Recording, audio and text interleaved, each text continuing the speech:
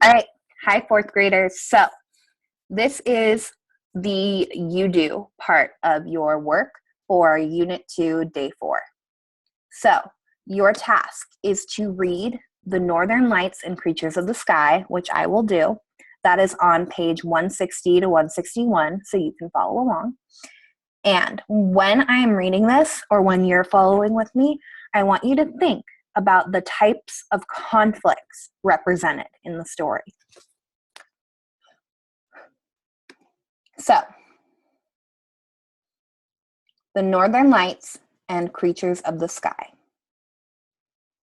The Makah Indians, the only members of the Wakashan stock in the United States, live along the Strait of Juan de Fuca in the extreme northwest tip of the United States.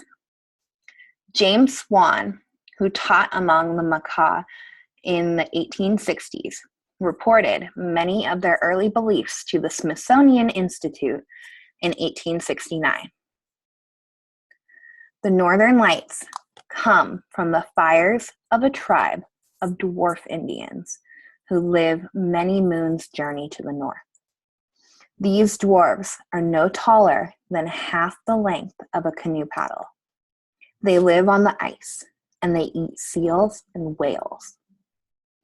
Although they are small, they are so strong and hardy that they can dive into cold water and catch whales with their hands. Then they boil out the blubber in fires built on the ice. The lights we sometimes see are from the fires of those little people boiling whale blubber. The dwarfs are evil spirits or shookums, and so we dare not speak their names. Stars are the spirits of Indians and of all of the animals and birds and fish that have ever lived on the earth. Comets and meteors are the spirits of departed chiefs. The rainbow is an evil being associated in some way with Thunderbird. It is armed at each end with powerful claws. With these claws, it seizes anyone who comes within reach. Thunderbird is a giant Indian living on the highest mountain. His food is whales. When hungry, he puts on the head of a huge bird and a pair of giant wings. He covers his body with feathers and ties lightning fish around his waist. Lightning fish has a head as sharp as a knife and a red tongue which makes fire. When Thunderbird flies toward the ocean, his wings darken the sky, and their movement makes a loud noise.